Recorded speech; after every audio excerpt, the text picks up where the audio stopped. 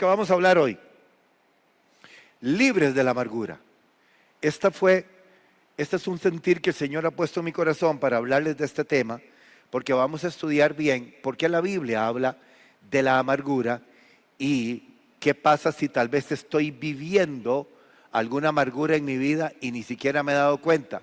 Y tal vez por esa amargura que estoy viviendo, estoy cerrándole la puerta a muchas bendiciones. Vamos a estudiar esto. Vamos a estudiarlo. Vamos a Hebreos capítulo 12, versículo 15. Hebreos capítulo 12, versículo 15. A mí me parece que cuando uno escucha la palabra del Señor, lo primero que tiene que tener uno es sinceridad en el corazón para reconocer que necesitamos que Dios trabaje en alguna área de nuestra vida. Este mensaje o esta enseñanza es para hacer una introspección, es para mirar por dentro, es para mirar adentro. Porque si nosotros no soltamos cosas, seguimos siendo los mismos.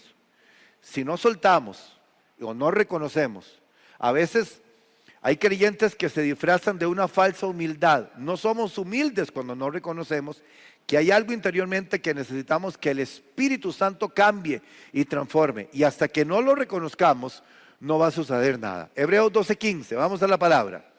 Dice, mirad bien, no sea que alguno deje de alcanzar la gracia de Dios. Oiga qué pasaje más bueno este. Mirad bien, no sea que alguno deje de alcanzar la gracia de Dios, que brotando alguna raíz de amargura os estorbe y por ella muchos sean contaminados. Mire lo que dice el escritor de Hebreos. No está hablando solamente a nivel personal, está hablando también a nivel de comunidad, a nivel de las personas. Dice que una raíz de amargura puede producir que alguien deje de alcanzar la gracia. Deje de alcanzar la gracia no es que va a perder la salvación, sino que no tenga una vida de victoria, que no tenga una vida de plenitud, que no tenga una vida de gozo. La amargura en el corazón de una persona produce eso, y le está hablando a creyentes, que esto estorba, esta raíz de amargura estorba y contamina. Es como una pandemia. Y quiero que me ponga bastante atención, porque hay muchas bendiciones que se pierden por esto, porque a veces ni siquiera nos damos cuenta, pero hay raíz de amargura en el corazón. Entonces, esta enseñanza hay que escucharla con sinceridad. No solamente se informe, deje que la palabra del Señor le forme a usted el corazón.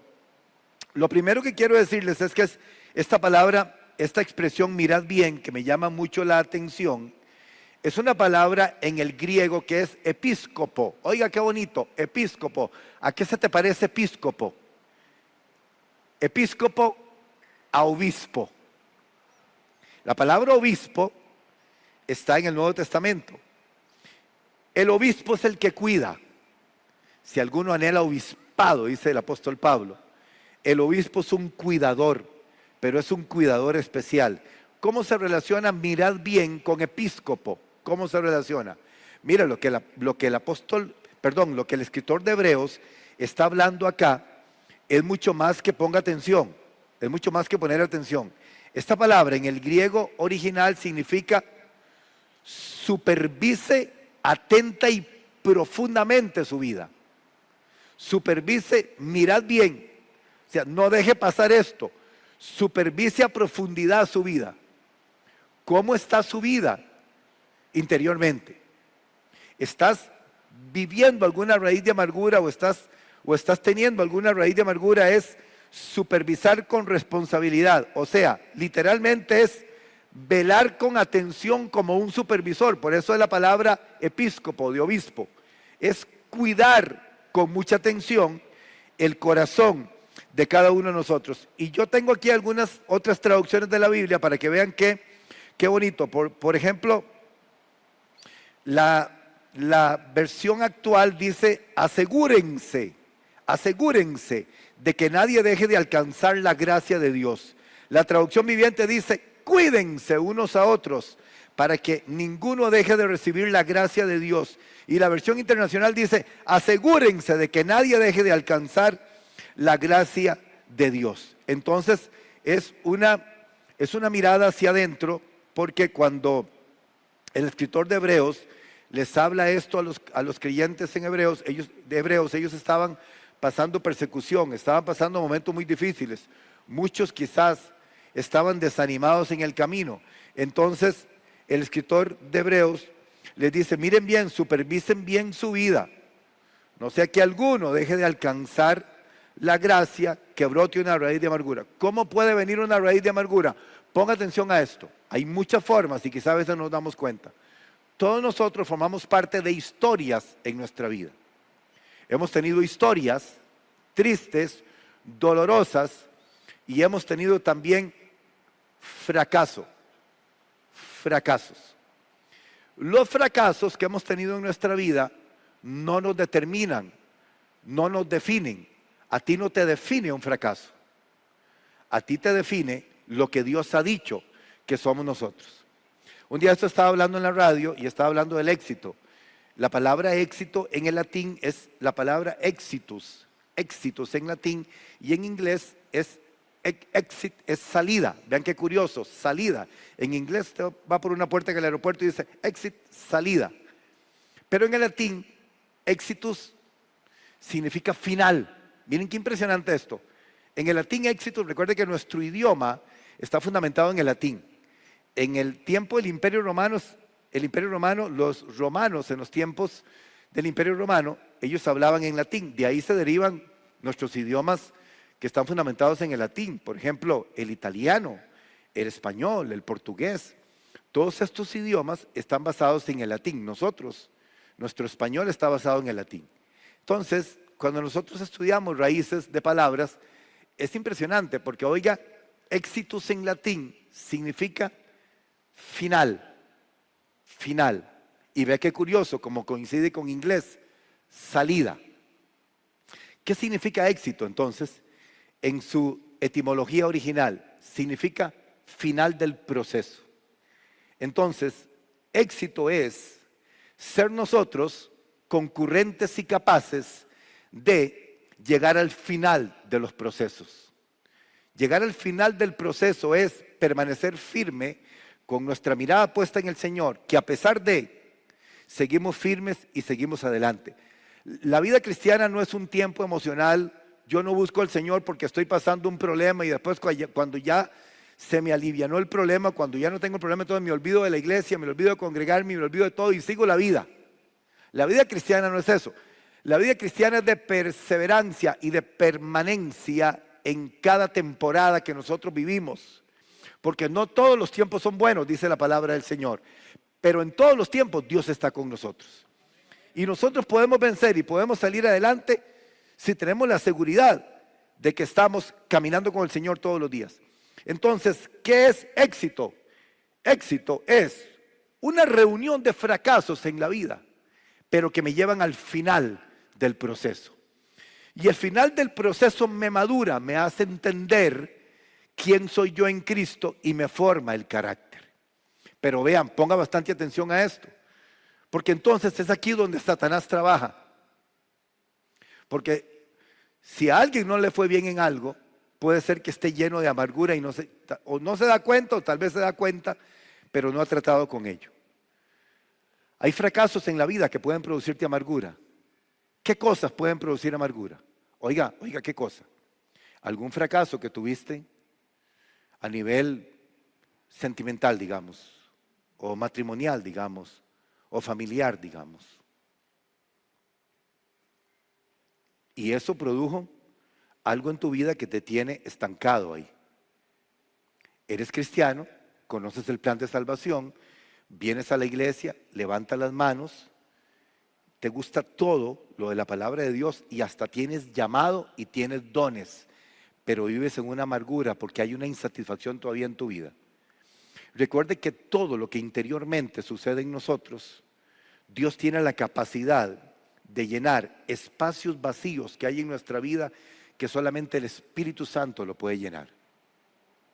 Hay espacios en nuestra vida por situaciones no resueltas que tal vez quedaron ahí, que producen amargura y sentimientos a veces que son sentimientos hasta aterradores y acusadores del enemigo. El enemigo siempre, oiga esto, el enemigo siempre va a tratar de acusarte. La Biblia dice que él es el acusador de los hermanos. Miren qué tremendo esto. La Biblia dice que Satanás es el acusador de los hermanos. Satanás siempre va a tratar de acusarte, porque Satanás quiere ver cómo te hace sentir culpable. Entonces, mire qué lindo lo que dice la palabra del Señor, que abogado tenemos para con el Padre, a Jesucristo el justo. Qué curioso que la Biblia dice que nosotros tenemos de abogado a Jesús. Quiere decir que constantemente Satanás está en el mundo espiritual maliformando a los cristianos, queriéndonos hacer quedar mal. Pero hay alguien que nos defiende todos los días, que se llama Jesucristo el Señor. Y usted tiene que entender, hermano, que lo que te digan, que los señalamientos, que las palabras feas que te digan, que a veces te quieren descalificar o te quieren hacer sentir mal, esas palabras muchas veces son personas usadas por el mismo infierno para querer descalificarte o para querer hacerte sentir mal. Pero tienes que saber quién eres en Cristo Jesús. Porque cuando uno sabe quién es uno en Cristo Jesús, nada que le digan, nada que le pase, nada que le sucede, a usted lo puede cambiar, porque usted sabe quién es en Cristo Jesús. Usted tiene que mantener interiormente un equilibrio claro de quién es usted en Cristo Jesús, porque todos los días Satanás va a intentar menoscabar esa seguridad que nosotros tenemos como hijos y como hijas de Dios. Entonces vea lo que el escritor de Hebreos dice: supervísense constantemente, no dejen que nada lo amargue.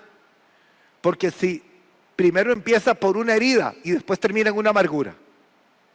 Si las heridas en nuestra vida no son curadas, porque nosotros estamos expuestos a las heridas emocionales. Hay heridas emocionales, pero si las heridas emocionales en nuestra vida no son curadas y no son tratadas, es como una herida físicamente. ¿Qué pasa si una herida no se trata? Si una herida no se trata, se inflama. Y si no se ve a tiempo, puede producir hasta una amputación de un miembro del cuerpo. Exactamente así es emocionalmente, es así. El escritor de Hebreos dice: mirad bien, estén atentos, no deje que esa herida se convierta en tu vida en una amargura, porque si se convierte en una amargura, te saca del propósito. ¿Por qué te saca del propósito? Dice: dejas de alcanzar la gracia. Y dejar de alcanzar la gracia es prácticamente abrazar una vida de derrota, de retroceso, de mediocridad y de conformismo en tu vida. Y entonces defines todo con base a tu experiencia, porque como viviste una experiencia dolorosa en tu vida, entonces todo lo defines de acuerdo a tu experiencia, y eso no es cierto. Porque lo que Dios tiene para ti siempre son cosas mejores. Diga conmigo: lo que Dios tiene para mí siempre es lo mejor. No te define lo que pasó, te define lo que Dios ha dicho que va a hacer contigo. Entonces, vea qué maravilloso esto, hermano, vea qué maravilloso esto. Por ejemplo, la soledad puede producir amargura. La soledad no bien canalizada puede producir amargura en una persona. El hecho de abrazar la soledad en un cristiano puede aislarte. Entonces, vienes a la iglesia, pero dices: no, hombre, qué pereza, ya otra vez el pastor dice que hay que abrazarse. A mí no me gusta abrazar a nadie, ni me gusta que nadie me abrace. ¿No será que estás viviendo alguna amargura interior? Hay cosas en la vida que nosotros las definimos por lo que nosotros pensamos, no por lo que verdaderamente son. O sabe que también puede producir amargura, que yo quiero que todo el mundo haga lo que yo digo, y si alguien no hace lo que yo digo, me amargo. Pero tengo que caer a la razón que yo no puedo manejar la vida de las demás personas, que cada persona tiene su propia autonomía y que cada persona hace de su vida como quiera, y yo no puedo ser el guardián de la vida de todo el mundo. Y entonces, cuando la gente no hace lo que yo quiero, me amargo. Y vengo a la iglesia, pero vengo amargado. Soy cristiano, pero amargado. Alabo a Dios, pero amargado. Escucho la palabra, pero amargado. Adoro, pero amargado. Porque hay gente que vive con una amargura innata en su vida. Esto es lo que dice el escritor de Hebreos. Vienes a la iglesia, pero no se te ve el gozo del Señor, porque vives con una amargura interior.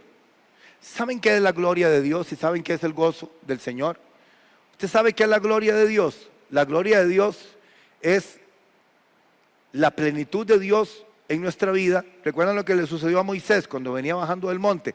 ¿Qué le sucedió a Moisés cuando venía bajando del monte? Su rostro resplandecía, dice la palabra, y Moisés no se había dado cuenta. ¿Por qué el rostro de Moisés resplandecía?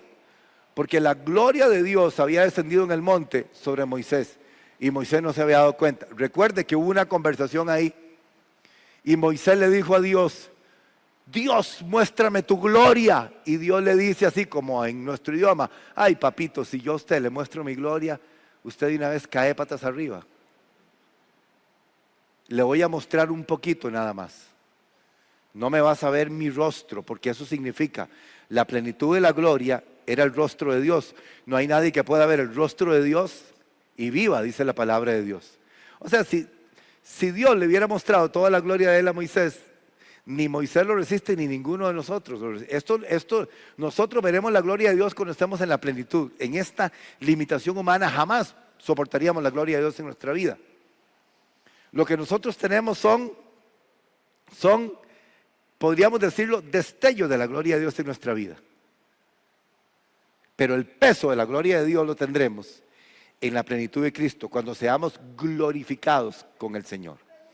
Lo que la Biblia dice glorificación, recuerden la cadena de la gracia que está en el libro de Romanos, capítulo 8. ¿Cómo empieza la cadena de la gracia? Que nos conoció primero, ¿verdad? Nos predestinó, nos llamó, recuerdan, nos justificó. Y luego dice Pablo, nos glorificó, pero este glorificó está pendiente, porque la glorificación será la plenitud de su gloria. Entonces vean, cuando Moisés le dice a Dios, muéstrame tu gloria, le dice Dios: no, lo que te voy a enseñar es la espalda nada más. Voy a pasar a tu lado, pero lo que vas a ver es mi espalda. Entonces, Dios permitió, esa es toda una enseñanza maravillosa, yo la he dado aquí en la iglesia, ¿verdad? Escondió a Moisés sobre la peña porque cuando él pasó, lo que Moisés vio la gloria de Dios, pero no vio toda la gloria de Dios. Vio un destello de la gloria de Dios. Porque si hubiera visto toda la gloria de Dios, no viviría Moisés más. Exactamente, hermano, ¿qué es lo que produce la gloria de Dios en nuestra vida?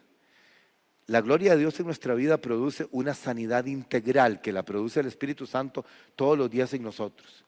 El Espíritu Santo nos sana integralmente de todas las heridas que nos van pasando en nuestra vida. Por eso éxito es el final del proceso. Éxito es cuando usted pasa por cada situación que está pasando en su vida y usted permanece firme hasta el final. Otro escritor dice que el éxito es un camino pavimentado de fracasos, y me parece excelente esa definición, porque nosotros lo que nos define es nuestra posición en el Señor. O sea, es dejar que el Espíritu Santo todos los días ministre nuestra vida y que todo aquello que podría a nosotros detenernos sea desplazado por la gloria de Dios. Entonces, ¿qué significa la gloria de Dios en nosotros? Significa el gozo del Señor. Tener la gloria de Dios en nuestra vida significa vivir con el gozo del Señor. El gozo del Señor no es una alegría, el gozo del Señor es una convicción de saber quiénes somos nosotros en Cristo Jesús. La gloria de Dios es brillantez. Se te mira en el rostro, se te ve en el rostro que tiene la gloria de Dios, que tienes el gozo del Señor, se te ve un brillo especial. No te ves añejo, no te ves seco, te ves alegre, te ves feliz, te ves satisfecho, porque la gloria de Dios está en tu vida. A usted no le han dicho: ay, yo no sé, yo le veo algo a usted, usted tiene algo, yo no sé qué es lo que usted tiene. Tal vez compañeros de trabajo, alguien tiene un problema y te llega a buscar y te dice: ay, yo no sé, yo quiero contarte algo, es que yo te veo tan especial. ¿Sabe qué es lo especial que te está viendo? Él no sabe qué es, pero usted sí sabe qué es la gloria de Dios. Y la gloria de Dios es esa gracia derramada en nuestra vida todos los días por el Espíritu Santo. Quiero decirle esto: usted no puede jamás permitir que el enemigo venga a detener lo que Dios hace todos los días por el Espíritu Santo en tu vida, porque todos los días el Señor está haciendo algo nuevo y es la obra del Espíritu Santo en nuestra vida, y Satanás quiere detenerla a toda consta. A toda consta. Por eso uno no puede, hermano, ponerle atención a las mentiras del diablo. Porque todos los días el diablo está tratando de venir a mentir a tu mente. Y menoscabar muchas veces lo que eres. Y viene Satanás a decirte cosas. Ustedes han oído mentiras de Satanás. Todos los días. Porque él es el acusador de los hermanos. Todos los días viene a mentir a tu mente. Y trabaja en la parte del alma emocional. Y viene a decirte, no eres importante, a nadie le importas, nadie te quiere, y un montón de cosas más para producir amargura en el corazón. La amargura entonces hace que dejes de alcanzar la gracia. Pero mire bien este versículo. La expresión mirad bien es supervísese cada uno. Supervisémonos todos los días. Haga una supervisión constante. Número 2. Dice, no sé que alguno deje de alcanzar la gracia. O sea, dejar de alcanzar la gracia es fallar de apropiarse de la gracia santificadora del Espíritu Santo todos los días en nuestra vida. ¿Cuál es la obra del Espíritu Santo? La obra del Espíritu Santo es la santificación de los creyentes. ¿Qué es lo que está haciendo el Espíritu Santo? Es algo tan lindo todo esto, hermano, que si usted pone atención, usted es muy edificado. ¿Qué es la obra del Espíritu Santo? La santificación del creyente. No es un emocionalismo. Es la santificación del creyente. ¿Qué significa la santificación del creyente? Lo podemos entender un poquito con Santiago, capítulo 4, versículo 5. ¿Recuerdan aquel versículo famoso de Santiago, capítulo 4, versículo 5?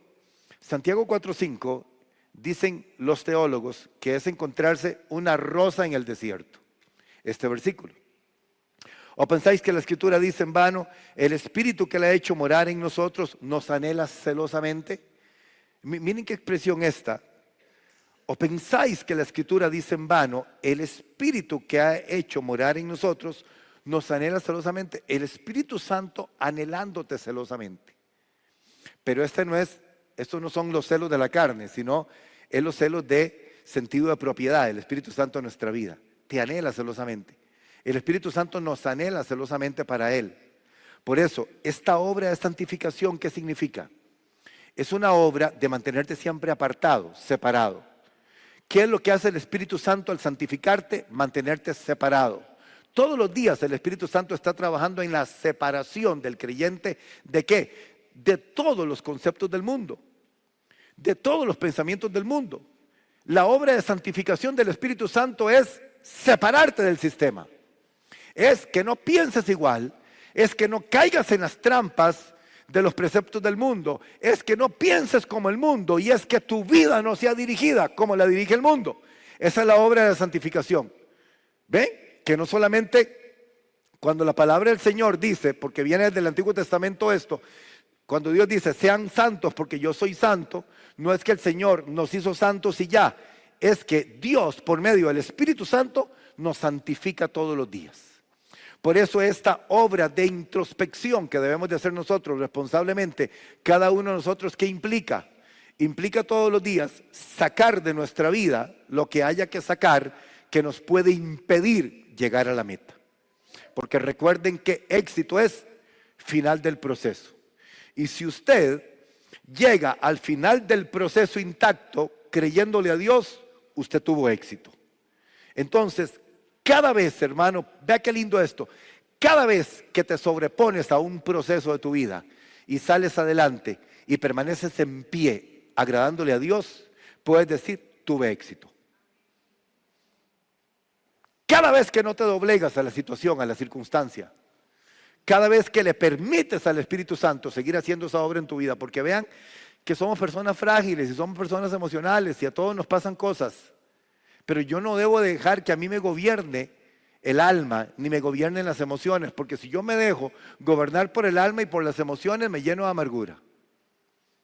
En nosotros los hijos de Dios no opera el gobierno del alma, sino el gobierno del Espíritu. El alma está sujeta al Espíritu. Y los designios del Espíritu son canalizados por la obra santificadora del Espíritu de Dios en nuestra vida. Entonces, deje de alcanzar la gracia que dice el escritor acá, es dejar de permitir que el Espíritu Santo nos siga a nosotros capacitando para la victoria permanente, como lo dijimos al principio, que vamos de victoria en victoria, para la victoria permanente que tiene Dios para cada uno de nosotros. Ahora comprendemos que esto es una responsabilidad de cada uno, muy individual. No es nada más decir, ¿cuántos están en victoria? Y todo el mundo dice amén, aunque no estén en victoria. Eso se llama emocionalismo. La victoria yo la construyo todos los días en mi vida cuando aprendo a depender de Dios. La victoria la construyo todos los días en mi vida cuando yo, por responsabilidad propia, saco de mi vida lo que no sirve. Hay cosas que tienen que ir directamente al basurero. Usted no puede seguir cargando eso. Por eso dice, ¿qué dice Hebreos capítulo 12, versículo 1? ¿Qué dice Hebreos 12:1? Esta expresión de Hebreos 12:1 tiene que ver justamente con esto que estamos hablando. Dice, por tanto nosotros también, teniendo en derredor nuestro tan grande nube de testigos, ¿qué dice? Despojémonos de todo peso. Despojémonos de todo peso tiene que ver con amarguras, con cosas que no han sido terminadas en nuestra vida y que tenemos que terminarlas y tenemos que poner un punto final. Como lo he dicho muchas veces, hay que aprender a cerrar ciclos, y cuando usted cierra un ciclo en su vida, usted sigue adelante a lo otro, porque hay cosas que estancan para que usted no avance. Hay bendiciones retenidas por no cerrar ciclos. Hay bendiciones estancadas que Dios quiere darte, pero como no has cerrado un ciclo en tu vida, todavía estás estancado en eso. Y estoy hablando de la parte emocional, porque la parte emocional muchas veces lo que trae es el impedimento para que no mires más allá lo que Dios quiere mostrarte. Entonces, despojémonos de todo peso tiene que ver también con estos aspectos que nadie ve, pero que usted lo siente. La gente te saluda, saludas a los hermanos igual, vienes a la iglesia y todo, pero tienes unas cargas aquí interiormente que tienes que soltar. Nadie lo va a soltar por ti, tienes que ser tú mismo el que lo suelte. Esto es despojarnos de todo peso. Ve que suena como un tanto de orden, ¿verdad? Despójate, tú puedes hacerlo. Tú puedes hacerlo. Es potestad de imperio. Yo puedo hacerlo. Yo tengo el poder para despojarme de eso. Yo lo puedo hacer. Nadie lo hace por mí. Yo lo puedo hacer. Despójate de todo peso. Despójate de todo peso es despójate de todo aquello que quiere hacerte retroceder, que quiere hacerte mantenerte cautivo. Entre ellos, la amargura, que es algo que la Biblia describe como algo terrible en la vida del creyente. Y del pecado que nos asedia es el pecado que te sitia.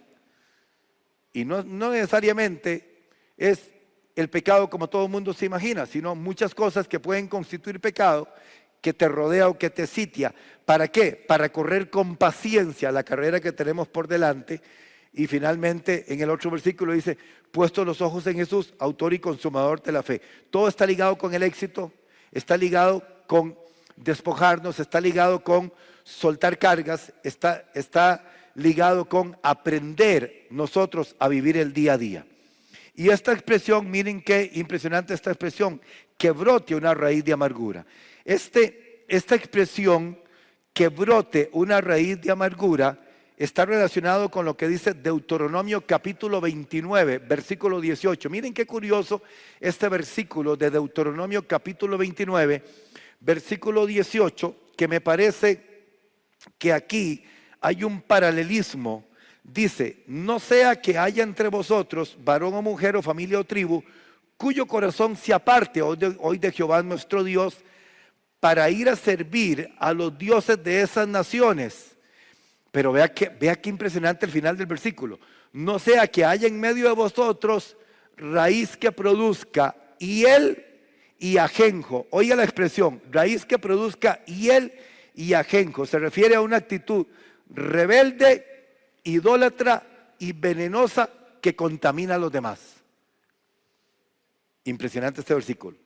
Que produzca hiel y ajenjo, veneno. O sea, lo que nos dice aquí la palabra del Señor es que la amargura contamina a los demás. Por eso esta expresión de Deuteronomio 29, 18 es impresionante, porque la raíz indica que esta condición comienza en lo oculto y está en lo profundo del corazón de las personas. Y es por eso que nosotros debemos de permitir que el Espíritu Santo trabaje, porque esto lo que hace es brotar y crecer frutos negativos en lugar de que fluya el fruto del Espíritu Santo. ¿Por qué en muchos creyentes no fluye el fruto del Espíritu Santo? Porque una raíz de amargura interior, que tal vez no es notoria, que nadie lo nota, pero que cuando usted deja que el Espíritu Santo le hable como esta noche, usted se da cuenta y usted dice, sí, verdaderamente yo tengo alguna raíz de amargura, porque yo a veces yo mismo he pensado que no puedo hacer esto, que no puedo hacer lo otro, que para mí ya no hay nada, que para mí ya todo se terminó. Eso se llaman raíces de amargura. Puedes estar en el mejor momento de tu vida en este momento. Y puede ser que Dios esté pensando que lo mejor de tu vida es lo que viene, pero estás pensando lo contrario. Dices, no, ya para mí no hay nada, ya yo he pasado muchas cosas en esta vida. No. Y quizás en la mente de Dios está diciendo, el mejor momento que nunca antes habías vivido es el que estoy preparando para ti. Es cuando nosotros tenemos que entender entonces lo que el Espíritu Santo nos está hablando todos los días. Es un asunto de intimidad y de sinceridad con nosotros mismos. Porque vea usted que Satanás trabaja muy sutilmente, muy sutilmente. Porque hay personas que se guardan de todo, guardan su vida de todo. Usted no las ve que anden en lugares pecaminosos ni nada de eso, pero interiormente están estancados. Porque no se trata de que anden pecando y que anden haciendo cosas que no agradan a Dios, pero interiormente están cautivos. ¿Usted sabe qué es estar cautivo de algo? Es como que usted camine, pero tenga como un mecatito amarrado en el pie y que de un pronto a otro le jalen para atrás. Entonces, lo que usted avanzó lo hace retroceder otra vez. Es una trampa del diablo. El diablo trabaja muy sutilmente para querer hacer que no heredes y que no vivas una vida de gozo y de plenitud en el Señor. Dígale que está a su lado, hay que estar alegre, hay que estar lleno de gozo, porque lo que el Señor ha programado para nosotros es victoria en Cristo Jesús. Dios no tiene programado derrota para ninguno de nosotros. Dios tiene programado ¿qué? Victoria, victoria. ¿Qué origina la amargura? Para que anoten. Número 1, la amargura la origina la falta de perdón. Efesios capítulo 4, versículo 31 al 32. La falta de perdón. Vean qué tremendo este versículo. Dice Pablo, quítese. Suena imperativo, ¿verdad? Quítense. En otras palabras le está diciendo, sáquelo de una vez. Quítese de vosotros toda amargura, enojo, ira, gritería, maledicencia y toda malicia. Volvamos a leer. Quítense, o sea, saque de su vida eso. Usted ha conocido personas que dicen, uy, a mí me da una pereza hablar con fulano tal porque siempre todo es una pura queja. Y que me está pasando esto, y que me está pasando lo otro, y que es una pura derrota y una pura cosa, y qué pereza hablar uno con gente así. Esas son personas que manifiestan todo esto que tiene. ¿Qué dice la Biblia? Quítese. Cuando usted se levanta en la mañana, usted diga, qué día más lindo me regaló el Señor. Mire qué día más lindo. No se levante diciendo, ay, qué pereza. Otra vez amaneció lloviendo. Ay, no, qué pereza. Mire qué solazo. Y ahí, entonces dice Dios, o sea, a usted nunca a nadie se le queda bien con nada. Vea cada día que el Señor lo regala. Mire, el hecho de poder despertar uno, de abrir los ojos cada mañana, es un regalo de Dios. Yo digo, despertar es el milagro más grande y que la gente menos agradece. Sáquelo de su vida. La vida es muy corta para vivir en una pura amargura, y en un puro pleito y en un puro enojo. Usted vuelve a ver, otra vez está enojado, qué pereza. Y si no está enojado, algo hace para enojarse, pero es una amargura como constante. Y estoy hablando de cristianos, no estoy hablando de gente impía, cristianos que viven con una amargura permanente en su vida. Quítese, dice el apóstol Pablo, de vosotros toda amargura, enojo, ira, gritería, maledicencia y toda malicia. ¿Qué es malicia? ¿Qué es ser malicioso? Es pensar que lo que te están diciendo está agraviándote a ti. Eso es malicia. Que alguien dice algo, ay, vos estás diciendo eso por mí, ¿verdad? Eso es malicia. Que la gente piensa que todo lo que dicen es por él. Eso es malicia. Es sentirse agraviado por lo que dicen los demás. Quítese de vosotros toda amargura, enojo, ira, gritería, maledicencia y toda malicia. Si usted no trabaja en eso, usted no va a llegar al final del proceso. Si usted no trabaja en eso, usted no va a vivir una vida de victoria. Usted puede haber escuchado mucha palabra y muchas enseñanzas y todo. Puede servir al Señor, puede ser muy fiel en la iglesia, pero si usted no saca la amargura de su vida, el único que se está haciendo daño es usted mismo. Y vean el 32. Antes que todas estas cosas, ¿qué debemos de hacer? Benignos unos con otros. Ve cómo esto tiene que ver en la relación de nosotros, de comunidad. Igual que cuando en el 12:15 dice el escritor de Hebreos, contamine a otros. Aquí dice, antes sean benignos unos con otros, sean misericordiosos, perdonándoos unos a otros, como Dios también os perdonó a vosotros en Cristo Jesús. Estos dos pasajes de Efesios 4, 31 y 32 son así como oro refinado, hermano, porque es imperativo, o sea, es algo con lo cual usted no tiene que ayunar ni tiene que hacer nada. O sea, es un asunto que usted tiene que hacerlo ya, que usted tiene que optar por eso ya. Y no puede ser que usted venga aquí a la iglesia a levantar las manos y usted no pueda ver a alguien porque usted aborrece a una persona y usted está levantando la mano diciendo, ay Señor, te amo con todo mi corazón. ¿No será que el Señor te está diciendo, antes de que me digas eso, deja de aborrecer a tu hermano? O deja de aborrecer a tu hermana. ¿No será que antes de decirle al Señor, Señor, te amo con todo mi corazón, el Señor te dice, ¿por qué no perdonas? ¿Por qué no sacas esa amargura de tu corazón? ¿Por qué no sacas eso de tu vida que te está matando interiormente, que ni siquiera lo has reconocido? Son cosas que no nos hacen crecer y no nos hacen vivir en el gozo del Señor y nos vemos añejos porque estamos deteniendo la gloria de Dios en nuestra vida. Y nos aferramos a eso porque ¿sabe cómo se llama eso? Se llama orgullo, se llama soberbia, se llama altivez. Cuando me aferro a algo que simplemente me aferro para satisfacer mi yo. Se llama egolatría. Se llama un culto al ego. Yo soy así, punto. A mí nadie me cambia, yo soy así, así ha sido toda mi vida. ¿Sabe cómo se llama eso? Culto al ego. En otras palabras, usted está diciendo al Espíritu Santo, ni se me arrime porque ni usted me puede cambiar. Falsa humildad, soberbia, orgullo, altivez, hasta falta de perdón a uno mismo. A veces tenemos que aprender a perdonarnos a nosotros mismos también. Entonces hay que soltar cargas. Y estas cosas nos impiden a nosotros la bendición de Dios.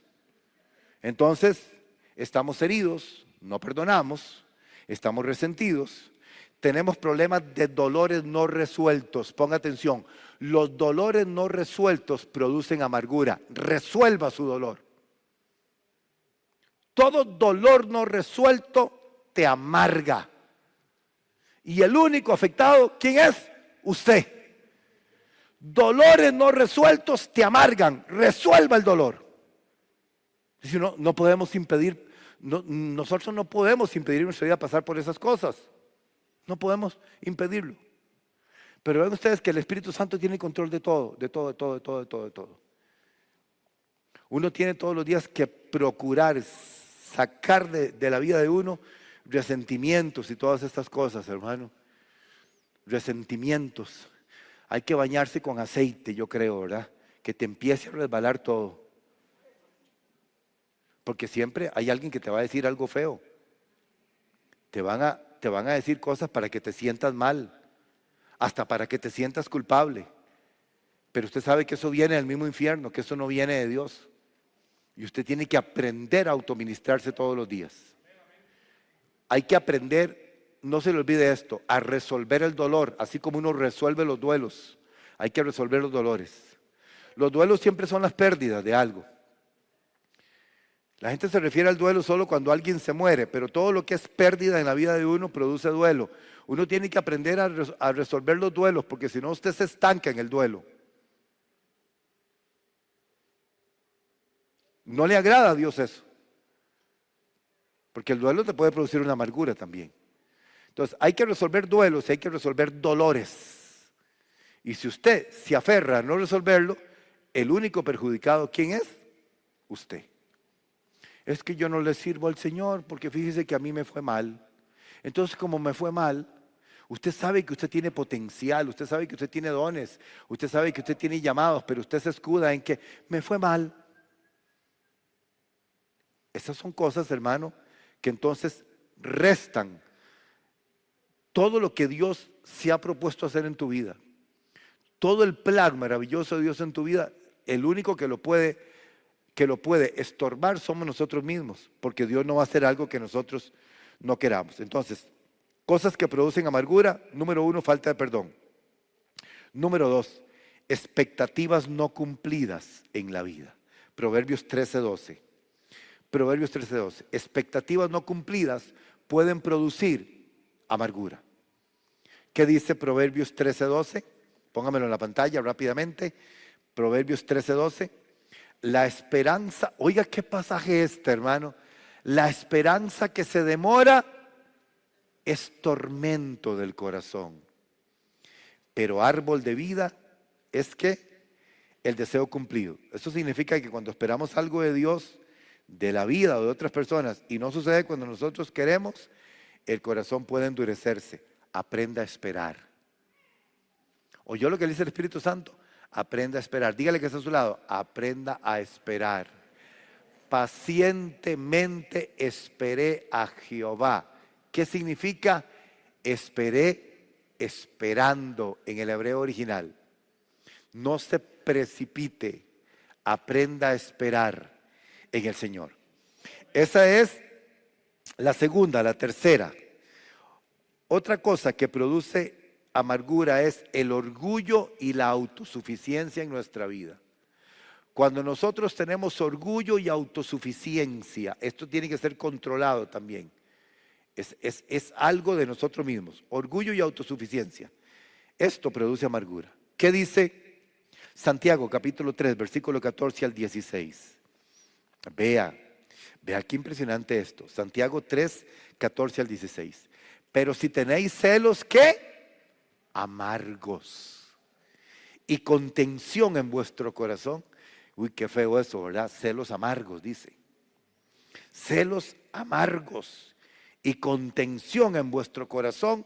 No os jactéis ni mintáis contra la verdad. No diga, ay no, todo está bien, yo estoy súper bien. No. Dice, no mintáis contra la verdad. Ahora oiga, ahora vea el 15. Dice, porque esta sabiduría no es la que desciende de lo alto. Oiga lo que dice, es terrenal, animal y diabólica. Y vean el 16 ahora.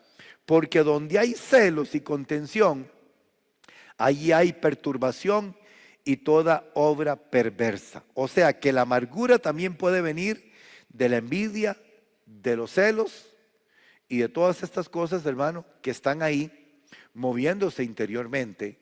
Porque cuando nos aferramos a que las cosas tienen que ser como yo digo, esto produce amargura en el corazón y te deja de camino en la gracia de Dios.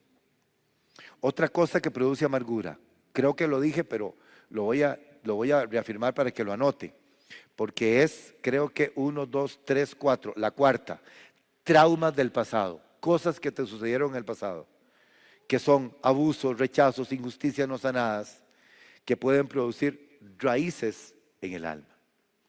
Cosas que te sucedieron en el pasado. Póngale un fin al pasado. El único que puede hacerlo es usted. Y empiece, déle vuelta a la hoja del cuaderno de la vida y empiece a escribir una historia nueva para usted y verá la gloria de Dios. Señales de una raíz de amargura. Ahora te digo señales de una raíz de amargura. ¿Cómo me doy cuenta si tengo una raíz de amargura? Número uno, cuando me cuesta perdonar. Cuando estoy constantemente recordando lo que me hicieron. Esos son señales de que hay una raíz de amargura. Número dos, cansancio espiritual, pérdida del gozo y frialdad con Dios. Eso también es otra señal de que puede haber una raíz de amargura. Vuelvo a decirlo, cansancio espiritual, la pérdida del gozo en el Señor, porque el gozo del Señor es nuestra fortaleza. El único que puede dejar que el gozo se pierda es usted. El gozo del Señor es nuestra fortaleza. Entonces, la pérdida de ese gozo que viene del Señor y una vida fría con el Señor. Otra cosa que puede mostrar que alguien tiene una raíz de amargura. La tercera, tendencia a criticar, a hablar mal de los demás, a murmurar y a juzgar constantemente. Cuando yo tomo el lugar de Dios y juzgo y califico y digo, es que esta persona es así, así, así, así, así, porque yo digo, puede ser que esté viviendo con una amargura interior. Y otra, el deseo de venganza o el resentimiento escondido. Es otra señal de que puede haber una raíz de amargura. Vea todo lo que implica esto, este versículo de Hebreos 12:15. Es impresionante, pero es que es muy directo lo que habla aquí el escritor de Hebreos cuando dice, miren bien, tengan cuidado, porque alguno puede dejar de alcanzar la gracia de Dios. Que brotando alguna raíz de amargura le esté estorbando y por eso sean contaminados otras personas también. Ahora, entonces vea, porque me imagino que va haciendo usted un bosquejo conmigo. Les dije qué origina la amargura, les dije señales de una raíz de amargura. Ahora le voy a decir cómo sacar la amargura de tu vida. Número uno, reconózcala. Lo primero que tiene que hacer es reconocerlo. Si no lo reconoce, mejor cierre la Biblia y cierre el cuaderno y no escriba más. Lo primero que tiene que hacer es reconocer que hay un problema. Reconozca que hay algo que te tiene estancado en un proceso de tu vida y que tienes que soltarlo. Me gusta mucho lo que dice el Salmo 139. Bueno, todo el Salmo 139 es precioso, es un salmo de David. Pero el Salmo 139, el versículo 23 y el versículo 24 es precioso. Si puede, márquelo en la Biblia. Salmo 139, 23 y 24. David usa mucho esta palabra. En todos los salmos que David escribe, en la mayoría de los salmos, dice, examíname. Eso es un corazón sincero delante de Dios. Uno tiene que decirle al Señor, Señor, examíname. Examíname, oh Dios, le dice, y conoce mi corazón. Pruébame y conoce mis pensamientos. Mire qué lindo lo que le dice David al Señor. Examíname, oh Dios, y conoce mi corazón. Pruébame y conoce mis pensamientos. Y mire lo que dice el 24 ahora. El 24. Ve si hay en mí camino de perversidad y guíame en el camino eterno. Entonces, número uno es, hay que reconocerlo. Me gusta también lo que dice David, creo que es el Salmo 26. Póngame el Salmo 26:1. Creo que es una declaración de integridad, el Salmo 26. ¿Qué dice el Salmo 26:1? Rápidamente, póngamelo ahí en la pantalla. Salmo 26:1. Salmo 26:1. Vamos a esperar. No, 26. Salmo 26:1. ¿Quién me ayuda ahí? Que está digitando. Salmo 26:1. Mira lo que dice David aquí. Este es otro salmo de David. Dice, júzgame, oh Jehová, porque yo en mi integridad he andado. Vea, hay que ser muy valiente para decirle al Señor, júzgame, oh Jehová, porque yo en mi integridad he andado. He confiado a sí mismo en Jehová sin titubear. Vean el 2 ahora. En el 2 le dice, 2, vamos al 2. Dice, escudriñame. Primero le dice, júzgame. Ahora le dice, escudriñame, oh Jehová. Y la tercera le dice, pruébame. Y la cuarta le dice, examina mis íntimos pensamientos y mi corazón. ¿Ven por qué a David se le llamaba un hombre conforme al corazón de Dios? ¿Quién se anima a decirle esto a Dios? Examina mis íntimos pensamientos y mi corazón. Entonces, ¿cómo arrancar la raíz de amargura de mi vida? Número uno, reconózcalo. Dígale al Espíritu Santo, así como David le dice al Espíritu Santo, trabaja en lo más profundo de mi ser. Número dos, confiésalo delante de Dios. Primera de Juan 1:9. ¿Qué dice? Primera de Juan 1:9. Si confesamos nuestros pecados, Él es fiel y justo para perdonar nuestros pecados. ¿Y qué dice la palabra? Y limpiarnos de toda maldad. O sea que la amargura no es solo un sentimiento, es una respuesta pecaminosa al dolor. Anote esto, la amargura es una respuesta pecaminosa al dolor. No es una virtud, es una respuesta pecaminosa al dolor. Entonces, ¿cómo arrancar la raíz de amargura en mi vida?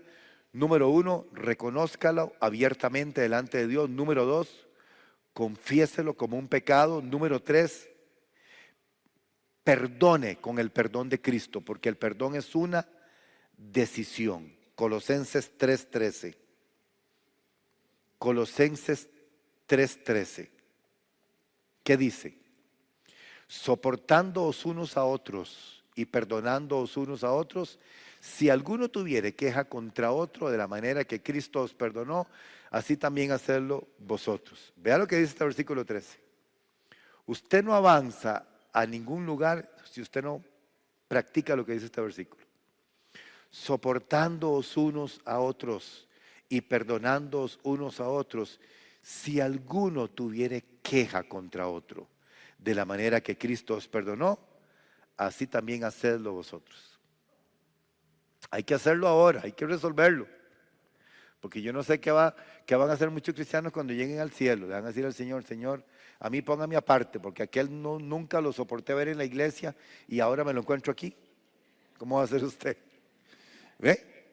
Entonces, Colosenses 3:13. Oiga, anote esto, el perdón no minimiza el daño, pero libera tu alma del veneno del resentimiento.